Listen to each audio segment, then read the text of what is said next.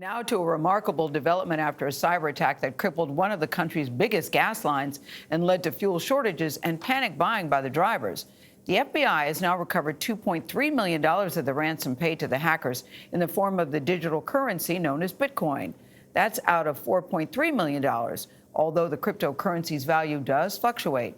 Jeff Pegues is following this at the Justice Department. Jeff, this kind of success does seem very unusual and very rare. Well, it is a win for the Department of Justice, which just last week announced that it would be treating these ransomware cases like they do terrorism cases here. And this announcement yesterday is perhaps proof that this new change in approach is paying off. The old adage, follow the money, still applies. Follow the money is exactly what the FBI did last month when Colonial Pipeline paid about $4.3 million worth of Bitcoin to Russian hacking group DarkSide after its malware was used to hold the company hostage. The sophisticated use of technology to hold businesses and even whole cities hostage for profit is decidedly a 21st century challenge. Newly released court documents show that investigators used digital fingerprints to track those funds to an online wallet for DarkSide. The FBI then obtained the wallet's private key to recover about $2.3 million. The extortionists will never see this money.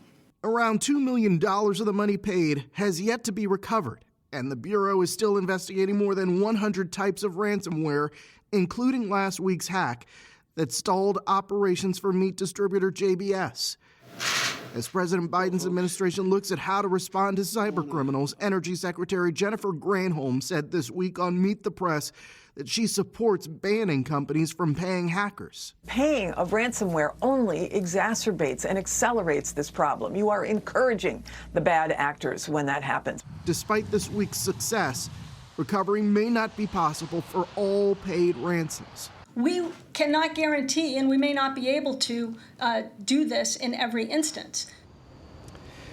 Today, Colonial Pipeline CEO, he's going to be on Capitol Hill answering some tough questions from lawmakers. In fact, they'll want to know why the company paid the ransom in the first place. In the meantime, President Biden meets with Vladimir Putin next week during this summit, in which the president will have really tough questions for Vladimir Putin because a lot of these hackers are linked to Russia. Anthony. Jeff Pegues, thank you, Jeff.